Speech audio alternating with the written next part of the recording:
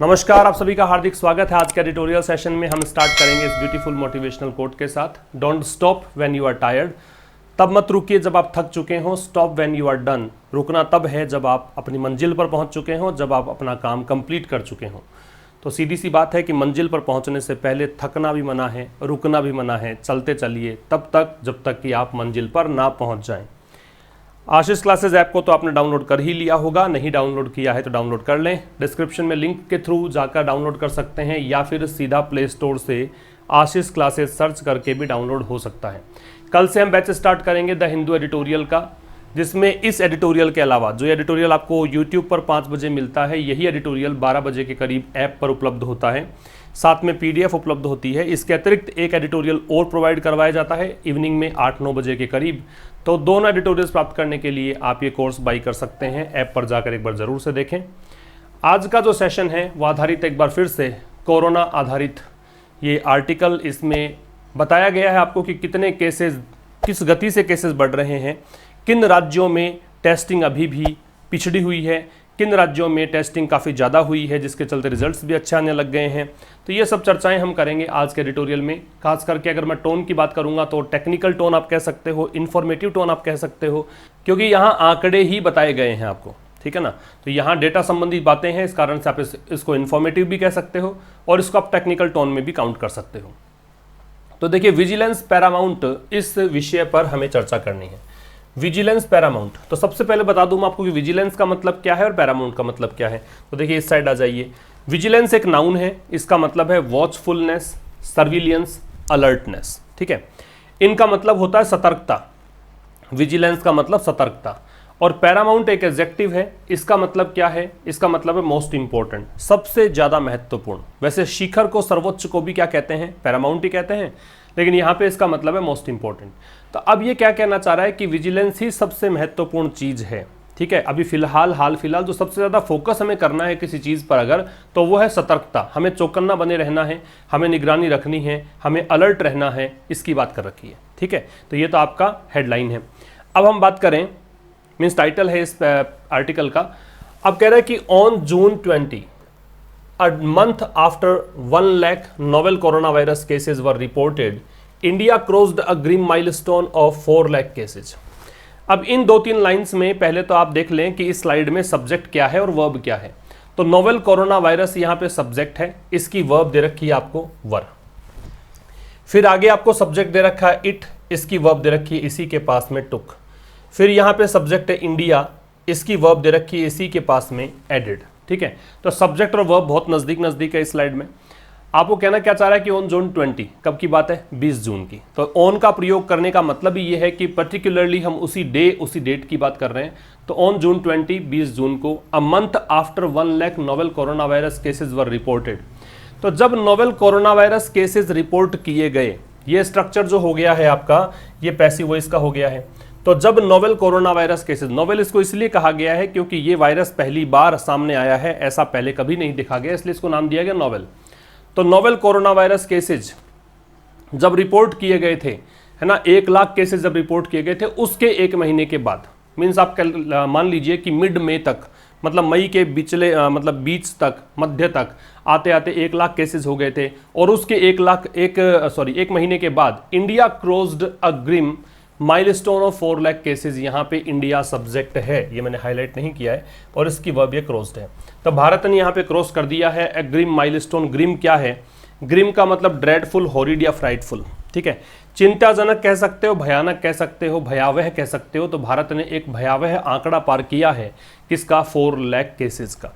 Milestone वैसे उपलब्धि के लिए यूज किया जाता है, लेकिन देखिए ये कोई उपलब्धि नहीं है, नेगेटिव वे में हम ले रहे हैं इसको। तो इसलिए आप इसको ऐसा मानेंगे कि भारत ने यहाँ पे 4 लाख केसेज का जो मार्क है, जो बहुत ही भयावह है, बहुत ही चिंताजनक है, उसको पार कर लिया है।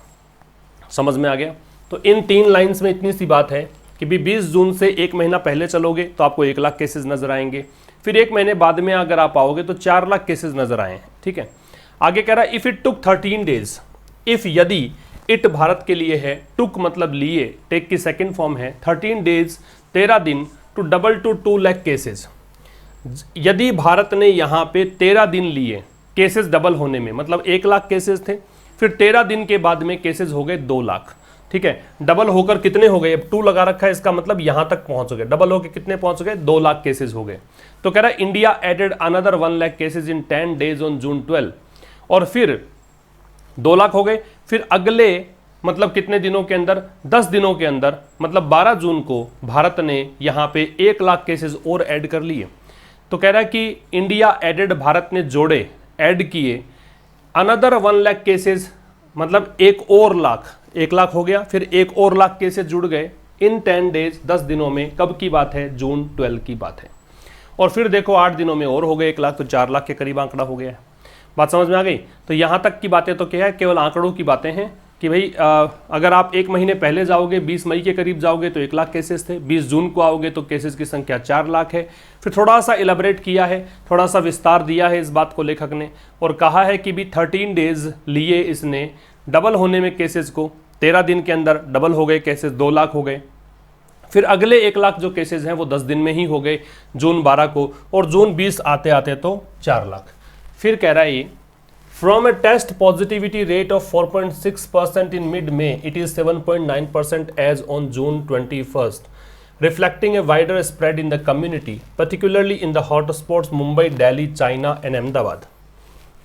यहां पे इतनी चीजों के अंदर एक सब्जेक्ट है इट, इसकी वर्ब है इज, कोई खास बिंदु चर्चा के लायक है नहीं। कह रहा है from a test positivity rate of 4.6% in mid May, मई के बीच में, मध्य मई के अंदर जो टेस्ट पॉजिटिविटी रेट थी वो कितनी थी, 4.6% थी। अब यहां से, ठीक है ना, यहां से स्टार्ट हुआ ये कहानी। तो कह रहा है कि टेस्ट पॉजिटिविटी रेट मतलब पर मिलियन, जो टेस्ट पॉजिटिविटी रेट का मतलब ये है कि कितने लोगों की रिपोर्ट पॉजिटिव आ रही थी मिड मे में, वो दर थी 4.6%। अब कह रहा है ये कितनी हो चुकी है, it is 7.9% as on June 21। तो 21 जून की अगर बात करोगे तो ये पहुंच चुकी है 7.9%। एक बात यहां पे काम की ये है कि एज ऑन जो होता है, एक तो एज ऑफ होता है और एक एज ऑन होता है, ठीक है। एज ऑफ जो है वो एक प्रेपोजिशन है, ठीक है, एज ऑफ क्या है, एक प्रेपोजिशन है।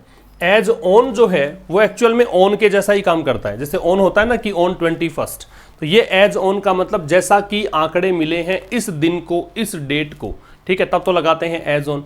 और एज ऑफ काम करता है किस रूप में, एज ऑफ का मतलब होता है या तो इसको आप एट का मतलब मान सकते हो या फिर इसको आप फ्रॉम मान सकते हो, ठीक है, कि इससे शुरुआत हुई तो ऐसे केस में एज ऑफ लगाते हैं। जब शुरुआत होने के अर्थ में कि इस पर्टिकुलर डे, इस पर्टिकुलर मतलब कह सकते हो डेट से स्टार्ट हुआ तो एज ऑफ, ये एक प्रेपोजिशन के रूप में आता है।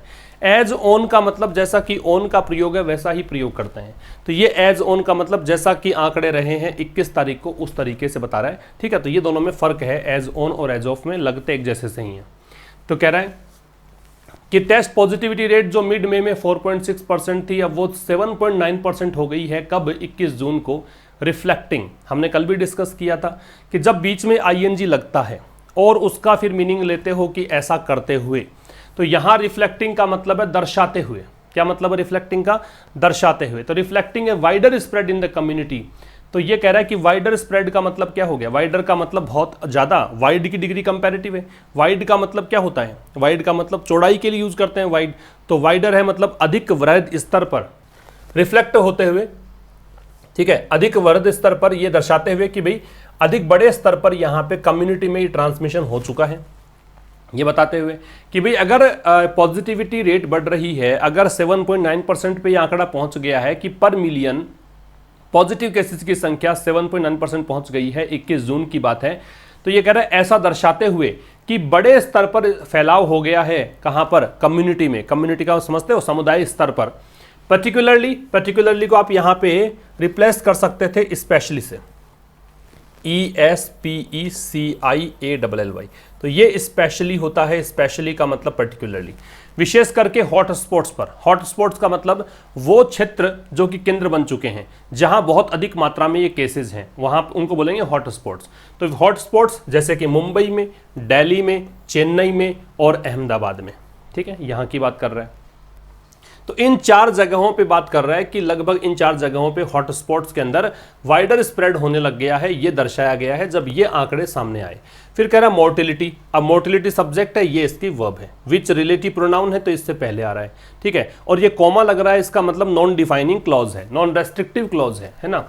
यहाँ पे इसका मतलब ये हुआ कि यहाँ अतिरिक्त जानकारी देने के लिए मोर्टेलिटी का प्रयोग किया गया है। तो मोर्टेलिटी विच वॉज इनिशियली लो, तो मृत्यु दर को बोलते हैं मोर्टेलिटी, डेथ रेट। किसको बोलेंगे? Death rate. इसको फैटेलिटी रेट भी बोल सकते हैं।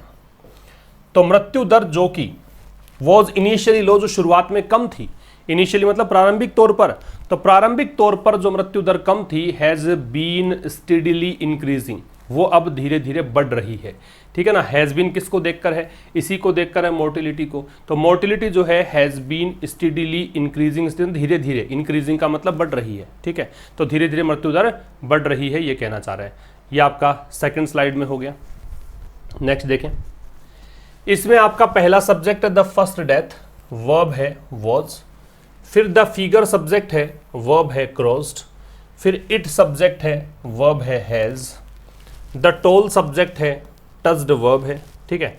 टोल का मतलब क्या है? टोल का मतलब नंबर है, टेली है, काउंट है, संख्या है, कुल संख्या है, ठीक है। The first death was reported, ये पैसिव का स्ट्रक्चर है, बी के साथ थर्ड फॉर्म। तो पहली डेथ रिपोर्ट की गई कब? 13 मार्च को। डेट से पहले ऑन लगाते ही है, तो 13 मार्च को पहली डेथ हुई।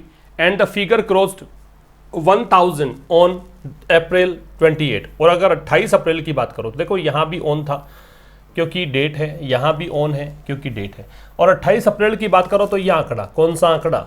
डेथ का, ठीक है। द फिगर इसीलिए है क्योंकि आपने यहाँ पे बात ही किसकी स्टार्ट की? डेथ की बात स्टार्ट की है, तो ये फिगर निश्चित हो गया, इस कारण से दे है। और यह आंकड़ा जो मरने वालों की संख्या है वो 1000 पार कर गई, कब? 28 अप्रैल को। आगे देखिए, but it has just 3 days for each additional 1000 deaths after the toll touched 4000 to reach 13,703 deaths as on June 21। लेकिन but it has taken just 3 days, लेकिन इसने केवल 3 दिन लिए। इट हैज टेकन, इसने केवल 3 दिन लिए हैं फॉर ईच एडिशनल 1000 डेथ्स। किसके लिए? हर एडिशनल 1000 डेथ्स के लिए, है ना। मतलब अतिरिक्त 1000 डेथ्स जुड़ती चली गई हर 3 दिन में, हर 3 दिन में 1000 लोगों की संख्या बढ़ती चली गई। आफ्टर द टोल टच्ड 4000, कब? जब ये संख्या पहुंची 4000 पर, उसके बाद, ठीक है। जब टोटल संख्या जो ये नंबर है, ये टेली है, ये पहुंची 4000 पर, आंकड़ा इसने छुआ, तो उसके बाद में हर 3 दिन के बाद में 1000 लोग आने लग गए to reach 13,703 deaths as on June 21। और कहा है कि 21 जून को ये आंकड़ा कितना हो गया है? 21 जून को आंकड़ा हो गया है 13,703 लोग मर चुके हैं। एज ऑन फिर से आया है, मतलब इस दिन के हालात हैं, यहाँ तक की गणना है, यहाँ तक की गिनती है। बात समझ में आ गई? तो यहाँ इतने में क्या बात करी हमने कि पहली डेथ हुई 13 मार्च को, फिर इस फिगर ने 1000 का आंकड़ा पार कर दिया 28 अप्रैल को। फिर कह रहा है कि जब 4000 का आंकड़ा इसने छू लिया था, उसके बाद में हर 3 दिन में 1000 लोग मरने लग गए और ये संख्या कितनी पहुंच गई? 13,703 तक। कब की बात है? जून 21 की। तो आंकड़े ही काउंट करवाए गए हैं। इसमें देखेंगे तो सब्जेक्ट है the lower mortality figures, verb है आर, ठीक है। रिफ्लेक्शन का मतलब शो है, डिस्प्ले है, दिखाना है, प्रदर्शन है। तो द लोअर मोर्टेलिटी फिगर्स, जो कम मृत्यु दर के आंकड़े हैं, ठीक है। लोअर इसलिए, लो की डिग्री कंपैरेटिव है भाई, लो, फिर डिग्री कंपैरेटिवली तो लोअर, और फिर सुपरलेटिवली तो लोवेस्ट। यहां लोअर इसलिए है कि बाकी देशों से तुलना अगर की जाए तो भारत में मरने वालों की आंकड़े जो हैं कम हैं। ये जो आंकड़े हैं आर, अब इसको देखकर वर्ब है आर, आर रिफ्लेक्शन, ये एक प्रकार का प्रदर्शन है, ये एक प्रकार की चीज दिखाता है। यहाँ पे रिफ्लेक्शन का मतलब प्रदर्शन है, डिस्प्ले है, तो ये चीज दिखाता है of the low median age. Low median age मतलब कम औसत आयु। लो मीडियन एज का मतलब क्या है? कम औसत आयु। तो भारत में जो औसत आयु है ना वो 27 वर्ष है, मतलब युवा ज़्यादा है भारत में। और युवा ज़्यादा है तो ऐसा एक्सपेक्ट कर सकते हो कि इम्यूनिटी सिस्टम मजबूत है, ठीक है। इम्यूनिटी सिस्टम मजबूत है तो इसलिए भारत के अंदर मरने वालों की जो संख्या है दूसरे देशों के सिटीजन्स की तुलना में कम रही है। तो कह रहा है ऑफ द इंडियन पॉपुलेशन, तो भारतीय जनसंख्या का जो लो मीडियन एज है, कम औसत आयु है और नियरली का लगभग है, अप्रॉक्सीमेटली 27 ईयर्स है। फिर कह रहा है the stage of the pandemic in India, और दूसरी बात कह रहा है कि भारत में जो स्टेज है पेंडेमिक की, है ना। स्टेज ऐसा नहीं कि फ्रेश केसेस यहीं से स्टार्ट हुए, ये काफ़ी दिनों के बाद में केसेस भारत में आने शुरू हुए। तो स्टेज क्या थी पेंडेमिक की वो, और फिर कह रहा है हेल्थ सीकिंग बिहेवियर। सीक का मतलब चाहना, तलाश करना होता है। भारत में हेल्थ सीकिंग बिहेवियर, है ना, भारत के लोग जागरूक भी हुए हैं, मास्क का प्रयोग करना भी शुरू कर दिया है, फिजिकल डिस्टेंसिंग का प्रयोग भी किया गया, सरकार ने लॉकडाउन भी लगाए। तो ये health seeking behaviour and the health care system. और भारत का जो ढांचा है, हेल्थ केयर सिस्टम है, जो हॉस्पिटल्स वगैरह अपग्रेड भी किए हैं, है ना, चाहते भी हैं कि हम केसेस को कर्ब करें, कैसे भी कंटेन करें। तो ये सब चीज़ें हैं ना, इसके कारण यहाँ पे लोअर मोर्टिलिटी फिगर्स सामने आए हैं। मैं रिपीट कर दूँ तो लोअर मोर्टिलिटी फिगर्स जो हैं वो रिफ्लेक्शन है, वो एक प्रकार का डिस्प्ले है, वो प्रदर्शन है किस चीज़ का, कि सबसे पहली बात तो भारत की जनसंख्या में जो औसत आयु की अगर बात करें तो बहुत कम है दूसरे देशों की तुलना में। दूसरा बात करें कि भारत में जो स्टेज है पेंडेमिक की उसको लेकर, उसके कारण ऐसा हुआ है, हेल्थ सीकिंग बिहेवियर के कारण ऐसा हुआ है, और हेल्थ केयर सिस्टम के कारण ऐसा हुआ है कि मरने वालों की संख्या दूसरे देशों की तुलना में भारत में कम रही है। आगे देखिए,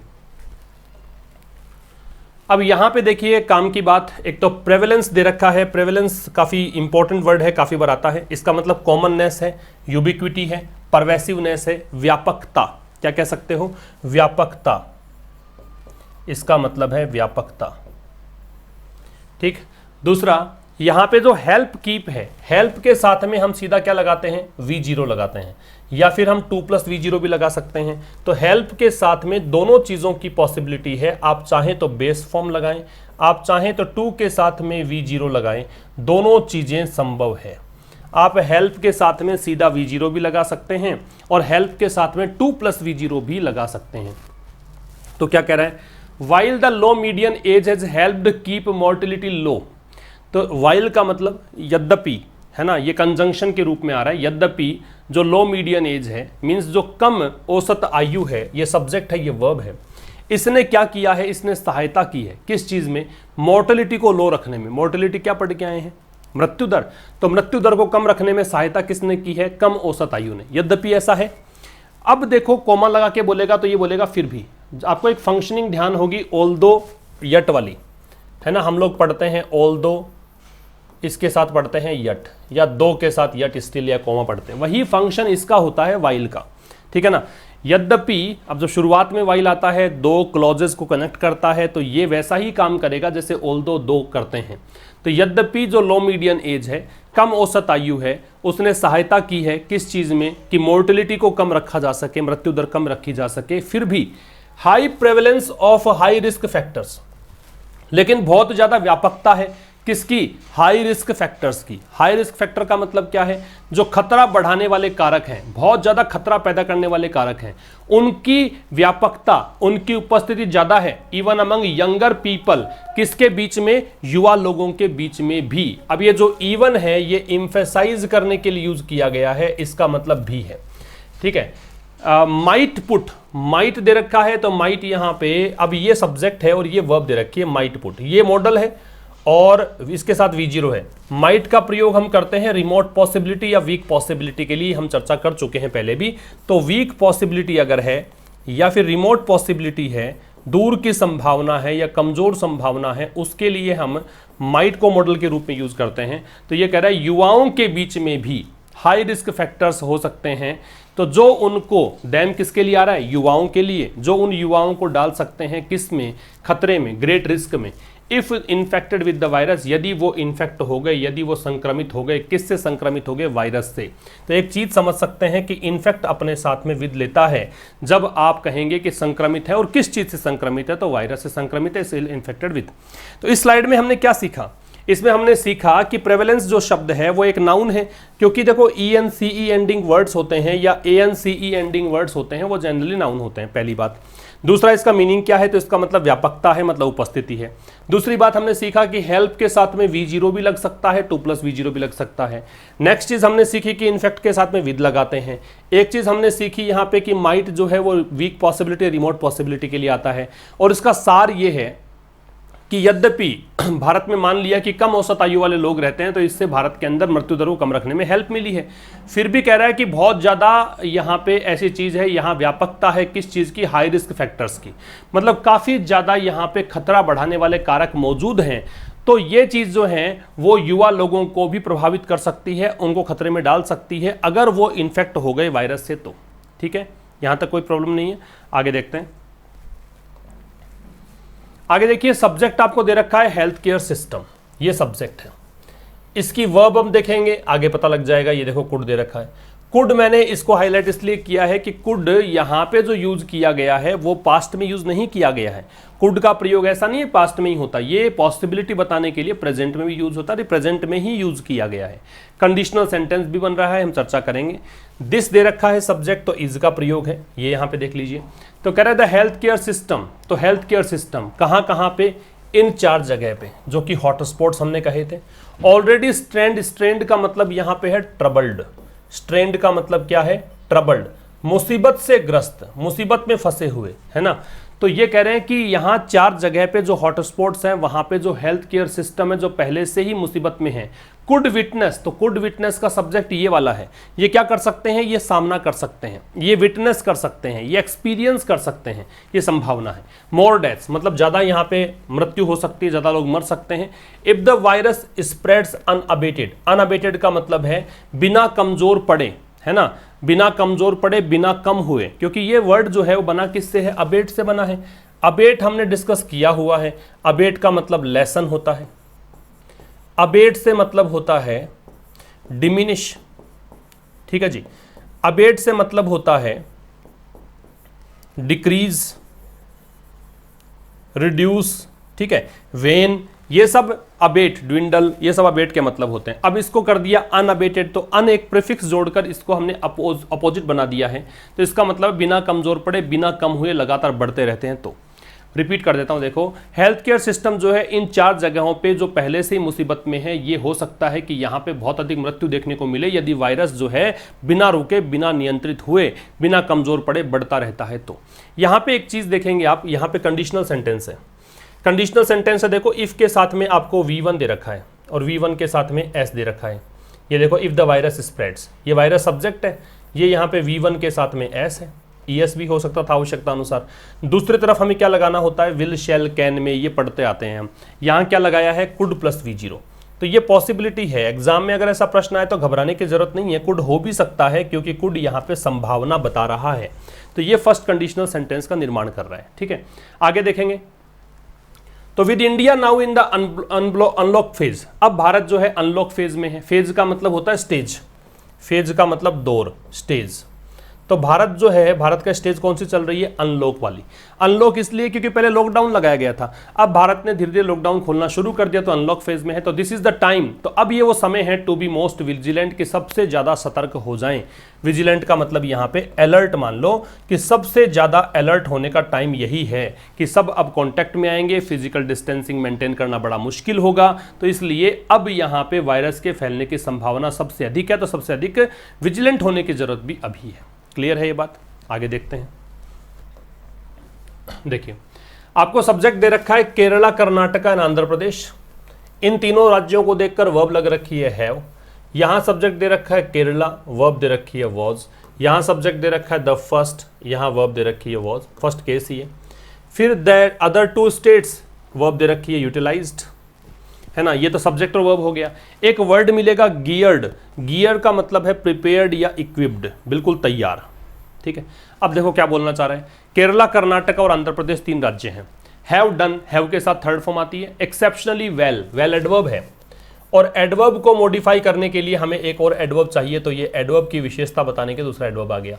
एक्सेप्शनली वेल का मतलब हो गया अद्भुत तरीके से, बहुत अच्छा किया है, बहुत ही शानदार काम किया है।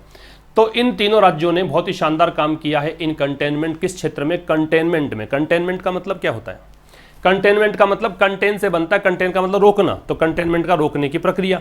तो रोकने में, इस वायरस को कंटेन करने में बहुत शानदार काम किया है इन तीनों राज्यों ने। अब कह रहा है if Kerala was fully geared, यदि केरला पूर्णतया तैयार था, गियर का मतलब प्रिपेयर्ड है, इक्विप्ड है, मतलब पूरे संसाधन युक्त था, तैयार था। Even before the first case was reported, even before, उससे पहले भी, उससे पहले भी, इवन का मतलब ही, the first case was reported, जब पहला केस रिपोर्ट किया गया था, ये पैसिव हो गया, वॉज रिपोर्टेड, तो जब पहला केस रिपोर्ट किया उससे पहले ही केरला ने तैयारी कर रखी थी। द अदर टू स्टेट, तो यदि केरला ने ऐसा किया था तो बाकी दो स्टेट्स कौन से, कर्नाटक और आंध्र प्रदेश, तीन की तो बात ही कर रहे हैं। अदर के साथ में प्लूरल नाउन लगती है तो देखो स्टेट्स दे रखा है, तो बाकी के दो स्टेट्स हैं कर्नाटक और आंध्र प्रदेश जो है यूटिलाइज्ड, यूटिलाइज्ड का मतलब है यूज करना, ठीक है, यूज्ड कह सकते हो। तो यहां पे बाकी दो स्टेट्स ने यूज किया क्या, द अर्ली फेज, जो शुरुआती चरण था ऑफ द लॉकडाउन, किसका, लॉकडाउन का, किसके लिए यूज किया, तो यहां से देखिए ट्रैक करने में, ट्रैक का मतलब है पता लगाना, पीछा करना, टेस्ट जांच करने में, आइसोलेट अलग करने में, दोज उनको, वो लोग जो इन्फेक्टेड थे, जो संक्रमित थे, एंड ट्रेस कॉन्टैक्ट्स, और उनके संक्रमित लोगों के संपर्क में कौन आए थे उनको ट्रेस करने में यूज किया। तो जहां केरला ने तो पहला केस आने से पहले ही तैयारियां कर रखी थी पूरी, वैसे ही दो राज्य और हैं कर्नाटक आंध्र प्रदेश, इन्होंने क्या किया, लॉकडाउन जब हुआ था उसका इसने प्रयोग किया, किस रूप में, ट्रैक, टेस्ट और आइसोलेट करने में, उन लोगों को जो इन्फेक्टेड थे और कॉन्टेक्ट्स को ट्रेस करने में मदद की। मतलब यहाँ पे इन्होंने इस चीज़ के अंदर अपना ध्यान लगाया, इन्होंने उस समय का प्रयोग इस चीज़ों में किया और ये वायरस को कंटेन कर सके। आगे देखिए, नथिंग एल्स सब्जेक्ट है, कैन वर्ब है, बेंगलुरु सब्जेक्ट है, हैज वर्ब है, ठीक है। फिर दिल्ली, मुंबई एंड चेन्नई सब्जेक्ट है, हैव वर्ब है। और ट्रांसपायर, ये थोड़ी गलती से आ गया इसके अंदर, ये छोड़ दीजिए, ये तो कल ही हमने डिस्कस किया था। अब देखो यहां पे क्या है, नथिंग एल्स कैन एक्सप्लेन, और कोई चीज एक्सप्लेन नहीं कर सकती कि why Bengaluru has bucked the trend. अब यहां पे इसके स्थान पे आप बग द ट्रेंड लिख लो, buck the trend. Buck the trend एक फ्रेज है, इसका मतलब होता है अनएक्सपेक्टेडली कोई चीज का डेवलप हो जाना, ठीक है ना, अनएक्सपेक्टेडली कोई चीज का डेवलप हो जाना, टू डेवलप समथिंग अनएक्सपेक्टेडली, जिस चीज की आशा ही नहीं थी, जिस चीज के बारे में सोचा ही नहीं गया था वो हो जाना, मतलब ट्रेंड के बिल्कुल विपरीत काम करना। जो चलन है, जो प्रचलन है, जो फैशन में है, जो फिलहाल चल रहा है, उससे विपरीत काम करने को क्या बोलते हैं, बग द ट्रेंड। तो कर नथिंग एल्स कैन एक्सप्लेन, और कोई चीज एक्सप्लेन नहीं कर सकती, और कोई चीज एक्सप्लेन नहीं कर सकती why Bengaluru has buck the trend, की इस प्रचलन ने, इस चलन को बेंगलुरु ने कैसे बक किया, कैसे इस चलन के विपरीत काम किया। चलन के विपरीत का मतलब यह है कि बड़े बड़े शहर हैं, दिल्ली, मुंबई, चेन्नई, अहमदाबाद, ये हॉटस्पॉट बन गए, तो क्या बेंगलुरु बड़ा शहर नहीं है, बेंगलुरु में बहुत भीड़ है, उसके बावजूद इसने इस चलन को बक किया है, इसके बावजूद इसने इस ट्रेंड से विपरीत काम किया है, यहाँ पे वायरस इतना नहीं बढ़ा है, तो वो चीज क्या है, तो वो चीज यहाँ पे देखो, while Delhi, Mumbai and Chennai have become pandemic epicentres, जबकि ये होता है, जबकि ये कंजंक्शन है, जबकि ये जो तीन जगह बता रखी है ये पेंडेमिक के एपिसेंटर बन चुके हैं। ये पेंडेमिक तो कोरोना वायरस के लिए है, हैव बिकम, क्योंकि हैव तो तीनों सिटीज तीन हो गए, इस कारण से हैव लगाना ही था, हैव के साथ में थर्ड फॉर्म है, एपिसेंटर का मतलब केंद्र, जबकि ये तीन शहर केंद्र बन चुके हैं। तो और कोई चीज एक्सप्लेन नहीं कर सकती कि बेंगलुरु ने कैसे इस चलन से विपरीत काम किया, कैसे अनएक्सपेक्टेड तरीके से चीजों को डेवलप किया, जबकि तीन अन्य शहर बता रखे हैं ये जो हैं ये एपिसेंटर बन चुके हैं, ये केंद्र बन चुके हैं। तो यहाँ तो बीमारी लगातार बढ़ रही है और यहाँ इतना नहीं बढ़ा, यहाँ कंटेन करके रखा। तो कारण क्या था, कारण पिछली स्लाइड में हमने डिस्कस किया कि इन तीनों ने क्या किया, मतलब आंध्र प्रदेश था, बेंगलुरु था, इन्होंने क्या किया, केरला के अतिरिक्त दो बताए थे, कर्नाटक, आंध्र प्रदेश, इन्होंने क्या किया, कर्नाटक की राजधानी तो है बेंगलुरु, इन्होंने लॉकडाउन का जो फेज था ना उसका प्रयोग किया था ट्रैक करने में, टेस्ट करने में, आइसोलेट करने में और कॉन्टैक्ट ट्रेस करने में। तो ये कारण है और कोई चीज एक्सप्लेन नहीं कर सकती इस चीज को। आगे देखिए, आगे कह रहा है महाराष्ट्र, महाराष्ट्र सब्जेक्ट है, हैज वर्ब है, has adopted, aggressive testing subject है और इनेबल्ड वर्ब है, ठीक है। दिल्ली सब्जेक्ट है, हेड वर्ब है। स्टॉक का मतलब क्या है, तो स्टॉक का मतलब है शेयर, अटर, कंप्लीट, एब्सोल्यूट, बिल्कुल को बोलते हैं। फीट यहाँ पे एक शब्द है, फीट का मतलब अचीवमेंट है, अकम्प्लिशमेंट है, ट्रायम्फ है, उपलब्धि को बोलेंगे। तो दो तो वर्ड यहाँ पे सीखने को है, स्टॉक का मतलब बिल्कुल, कंप्लीट, और एक फीट है, फीट का मतलब यहाँ पे है उपलब्धि, ठीक है। बाकी सब्जेक्ट वर्ब हम निकाल लिए, अब पढ़ते हैं। महाराष्ट्र ने अडॉप्ट किया, अडॉप्ट का मतलब अपनाना है। द करेक्ट अप्रोच, बिल्कुल सही तरीका, ऑफ एनहांस्ड टेस्टिंग, किसका तरीका, टेस्टिंग जो कि एनहांस्ड हो, बढ़ी हुई टेस्टिंग हो, है ना, टेस्टिंग बढ़ाने वाला तरीका यूज किया। टेस्टिंग नाउन है, एनहांस्ड एडजेक्टिव है। अनमाइंडफुल का मतलब बिना ध्यान दिए, बिना परवाह किए, of the large number of cases getting reported each day, कि बहुत बड़ी संख्या में हर दिन केसेस यहाँ पे पॉजिटिव आ रहे थे, है ना। लार्ज नंबर ऑफ केसेस, बहुत बड़ी संख्या में केसेस आ रहे थे, गेटिंग रिपोर्टेड, जो रिपोर्ट की जा रही थी ईच डे, हर दिन। उसकी परवाह किए बगैर महाराष्ट्र ने एक सही अप्रोच अपनाई। तो महाराष्ट्र सब्जेक्ट है, हैज अडॉप्टेड वर्ब है, द करेक्ट अप्रोच ऑब्जेक्ट है, ठीक है। ये सब्जेक्ट है, ये वर्ब है, ये करेक्ट अप्रोच है, वो ऑब्जेक्ट है। तो महाराष्ट्र ने क्या किया, अपनाया, क्या अपनाया, करेक्ट अप्रोच। किसकी करेक्ट अप्रोच, एनहांस्ड टेस्टिंग की, इसकी करेक्ट अप्रोच को अपनाया, बिना परवाह किए कि बहुत बड़ी संख्या में हर दिन यहाँ पे केसेस आए जा रहे थे, घबराए नहीं, लगातार टेस्टिंग जारी रखी। आगे कह रहे हैं अग्रेसिव टेस्टिंग इनेबल्ड महाराष्ट्र, और ये आक्रामक तरीके से बहुत ज़्यादा टेस्टिंग जो है उसने महाराष्ट्र को योग्य बनाया, महाराष्ट्र को इनेबल किया। इनेबल का योग्य बनाना किसके लिए, to achieve the remarkable feat, achieve करने के लिए, उपलब्ध मतलब प्राप्त करने के लिए। रिमार्केबल फीट का मतलब अद्भुत उपलब्धि, रिमार्केबल टिप्पणी करने लायक या शानदार, रिमार्केबल एडजेक्टिव है क्योंकि BLE से एंड है और फीट यहाँ पे नाउन है, ठीक है। तो ये कह रहा है कि अग्रेसिव टेस्टिंग जो है, ये सब्जेक्ट हो गया, अग्रेसिव टेस्टिंग के कारण महाराष्ट्र यहाँ पे समर्थ बन पाया कि इसको उपलब्धि हासिल हुई। उपलब्धि किसकी, धारावी एक जगह है, धारावी एक स्लम एरिया है, झुग्गी झोपड़ियाँ हैं, वहाँ पे बहुत सारे लोग रहते हैं, डेंसली पॉपुलेटेड एरिया है, घनी आबादी वाला क्षेत्र है। यहाँ पर उपलब्धि किसकी मिली है कि ये कंटेनमेंट की उपलब्धि, कि इसने वायरस को यहाँ पे कंट्रोल करके दिखाया है एग्रेसिव टेस्टिंग से। आगे कह रहे हैं स्टार्क कॉन्ट्रास्ट, बिल्कुल विपरीत। कॉन्ट्रास्ट यहाँ पे नाउन है, स्टार्क यहाँ पे एडजेक्टिव है, ये स्टार्क का पार्ट ऑफ स्पीच तो लिखा हुआ है यहाँ पे, ठीक है। स्टार्क का मतलब बिल्कुल, बिल्कुल विपरीत। Till a few days ago, कुछ दिनों पहले, दिल्ली हैड यूज्ड, अब दिल्ली भी डेंस पॉपुलेटेड एरिया है, दिल्ली भी भारत की राजधानी है, तो बहुत ज़्यादा लोग वहाँ पे रहते हैं। जब मुंबई ने सब कुछ कर दिया ये एग्रेसिव टेस्टिंग की, तो दिल्ली ने यहाँ पे यूज्ड एवरी ट्रिक, दिल्ली ने हर एक ट्रिक का इस्तेमाल किया, हर एक ट्रिक, ठीक है। यहाँ पे हैड यूज्ड एवरी ट्रिक, हर ट्रिक का इस्तेमाल किया in the textbook, textbook का मतलब हो गया यहाँ पे कागजों में। To keep cases and deaths low, ये दिखाने के लिए कि केसेस बहुत कम हैं और डेथ्स लो और मरने वालों की संख्या भी कम है, ये दिखाने के लिए इसने हर एक चालबाजी का, हर एक ट्रिक का इस्तेमाल किया।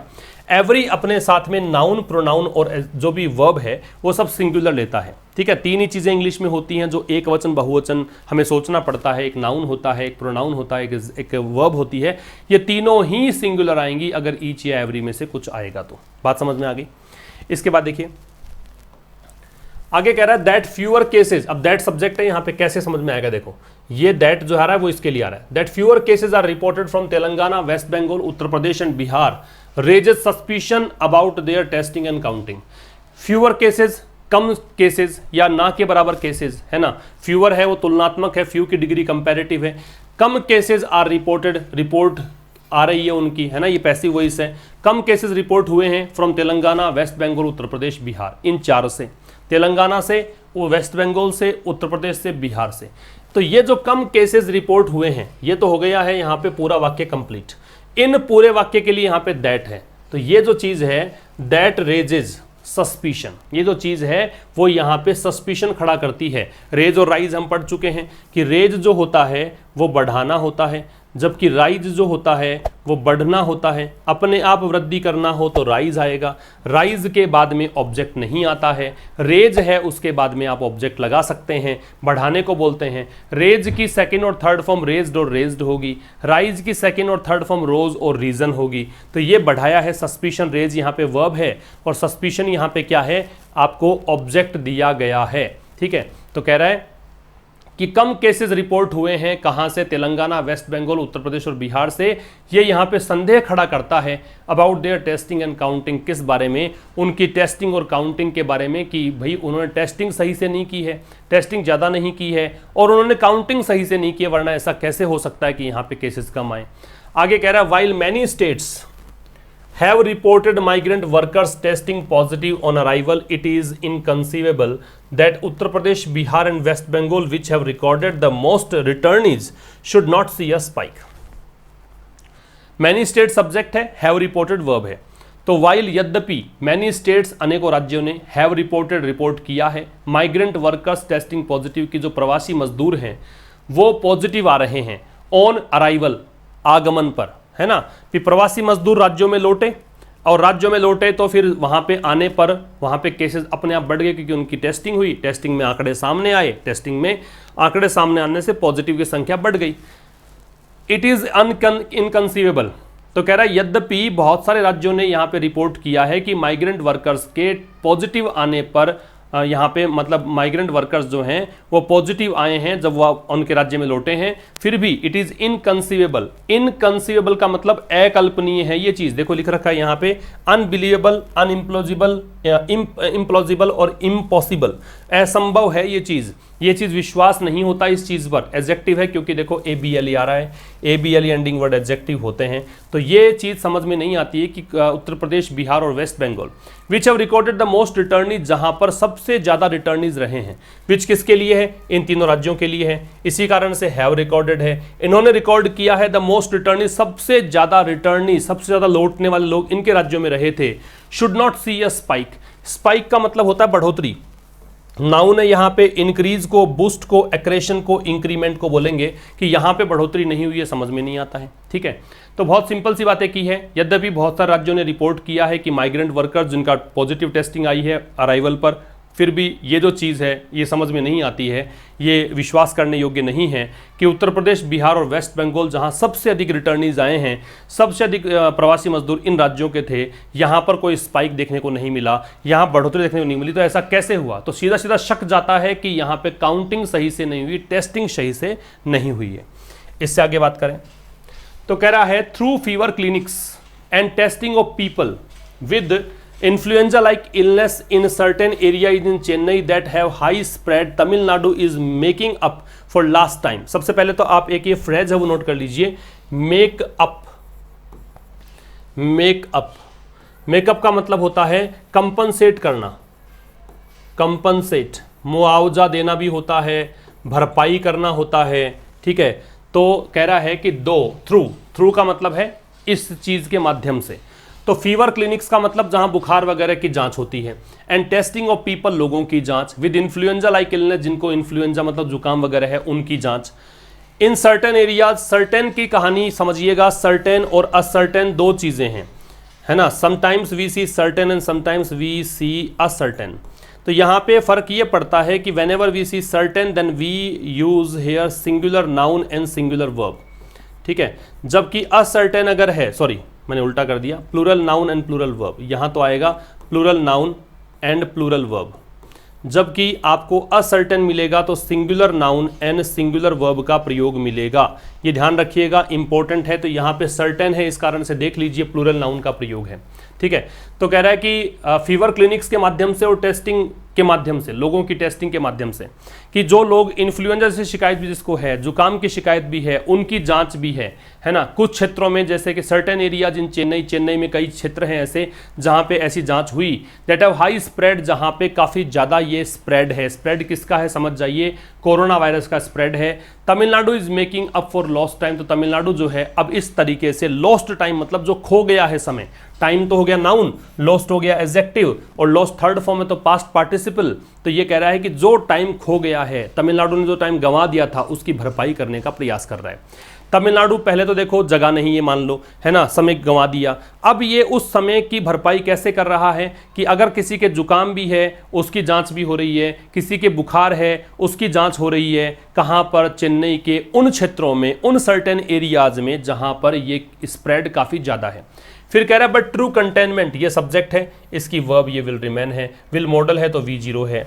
तो कह रहा है लेकिन ट्रू कंटेनमेंट, लेकिन वास्तविक जो कंटेनमेंट है, रोकथाम है, विल रिमेन डिफिकल्ट, वो मुश्किल होगी। And will depend on door to door surveillance, और डिपेंड करेगी, निर्भर करेगी किस पर, कि हर दरवाजे पर जाकर आप निगरानी करें, डोर टू डोर सर्विलेंस करें। एक चीज काम की ये है कि जब दो नाउन हो, एक जैसी नाउन हो, जो N1 हो वही N2 हो, और बीच में अगर प्रेपोजिशन हो तो दोनों नाउन यहाँ पे सिंगुलर आएंगी। तो डोर टू डोर है, दोनों ही डोर सिंगुलर, क्योंकि टू बीच में प्रेपोजिशन आ रहा है। सर्विलेंस का निगरानी होता है। एंड लार्ज स्केल टेस्टिंग का मतलब बड़े स्तर पर टेस्टिंग, इन दीज एरियाज का मतलब इन क्षेत्रों में। तो कह रहा है कि सही तरीके से कंटेनमेंट क्या, बड़ा मुश्किल होगा, और निर्भर करेगा कि आप हर दरवाजे पर जाएं, सभी की जांच करें, सर्विलेंस करें और बड़े स्तर पर टेस्टिंग करें इन क्षेत्रों में, तब जाके सही मायने में बीमारी को रोका जा सकेगा, संक्रमण को रोका जा सकेगा। ठीक है जी, आगे देखिए, going by the cases reported. Go by का मतलब होता है किसी के अकॉर्डिंग चलना। गो बाई का मतलब क्या है? किसी के अकॉर्डिंग चलना।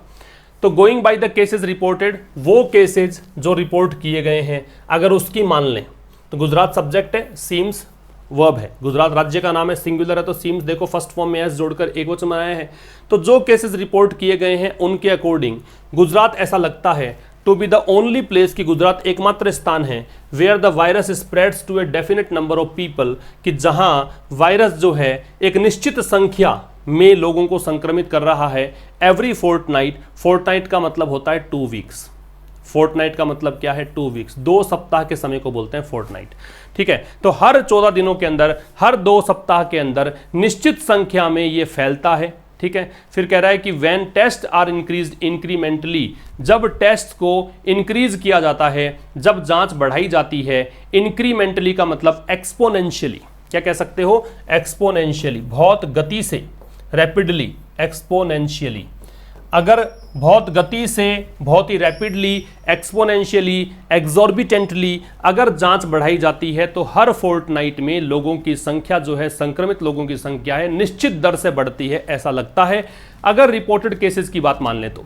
फिर कह रहा है the only way, the only का मतलब यहां पे है एकमात्र, तो द ओनली वे का मतलब एकमात्र रास्ता। टू कंटेन नंबर्स मतलब इस संख्या को कंटेन करने का। Is by not hiding them, वो क्या रास्ता है? तो द ओनली वे सब्जेक्ट है, इसको देखकर इज है, वो रास्ता है बाई नॉट हाइडिंग देम, कि उनको छिपाए नहीं। किनको नहीं छिपाए? जो केसेस आ रहे हैं। बाई के साथ तो आईएनजी लगना ही था, प्रेपोजिशन है।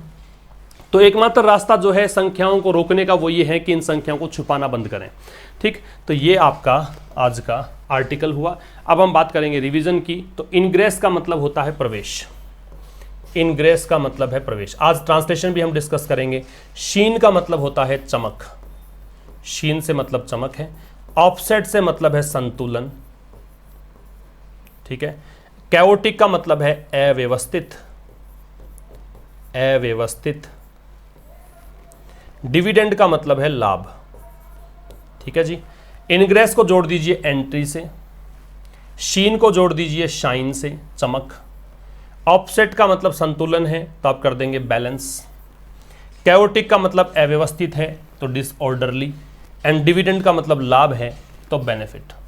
ठीक है, तो ये तो आपका मैच द कॉलम्स वाला पार्ट हुआ। अब हम बात करें आज के जो हिंदी से इंग्लिश ट्रांसलेशन वाले सेंटेंसेज हैं उनकी। मैं पहले बता देता हूँ, अगर कोई आप आरएएस की तैयारी करते हो, है ना, या फिर किसी भी स्टेट पीसीएस की तैयारी करते हो, तो संभवतः हमारे यहाँ राजस्थान के अंदर जरूर पूछते हैं ऐसे क्वेश्चंस। 5 क्वेश्चंस पूछते हैं हिंदी से इंग्लिश में ट्रांसलेशन के। हाई कोर्ट एलडीसी में, आरपीएससी एलडीसी में पूछते हैं। आपके स्टेट में भी शायद ऐसा हो कि ट्रांसलेशन पूछा जाए, तो उस लिहाज से बहुत इंपॉर्टेंट सेगमेंट है, देखा करें इसको। 19 सीटों पर चुनाव के बाद अब राजस्थान में बीजेपी के पास 6 सदस्य हैं, तो किसके पास है 86 मेंबर्स? बीजेपी के पास। बीजेपी सब्जेक्ट हो गया, बीजेपी राजनीतिक पार्टी इसलिए द आ गया, द बीजेपी। अब है तो नाउ हैज, रखने को हैज बोलते हैं, बीजेपी सिंगुलर है तो हैज ही आएगा। कितनी सीट्स, कितने सदस्य हैं? 86 मेंबर्स हैं। कहां पर है? राज्यसभा में। राज्यसभा लोकसभा से पहले द लगता है। कब की बात है? इलेक्शन के बाद, तो आफ्टर इलेक्शंस। इलेक्शंस हुए कहाँ हैं? 19 सीट्स पर। तो मैंने बताया भी था कि इलेक्शंस कहाँ पर है, कितने सीटों पर, तो 2 लगता है, 19 सीट्स। तो बीजेपी सब्जेक्ट हुआ, बीजेपी के पास अब 86 मेंबर्स। मैं कहूँ कि मेरे पास अब एक कार है, तो I now have a car, तो वैसे ही है BJP, the BJP now has 86 members. कहाँ पर है? राज्यसभा के अंदर, दे लग गया। कब? इलेक्शंस के बाद। इलेक्शंस कहाँ हुए? 19 सीट्स पर, तो 19 सीट्स पर इलेक्शंस के बाद, तो आफ्टर इलेक्शंस टू 19 सीट्स। क्लियर है ये बात? अगला देखिए, यूएस राष्ट्रपति डोनाल्ड ट्रंप ने H1B वीजा को जारी करने पर रोक लगाने की घोषणा की है। तो यूएस राष्ट्रपति डोनाल्ड ट्रंप, तो यूएस प्रेसिडेंट डोनाल्ड ट्रंप, इन्होंने घोषणा की है। कोई भी काम किया है उसके लिए हम क्या लगाते हैं? Present perfect. तो यहां लगाएंगे प्रेजेंट परफेक्ट।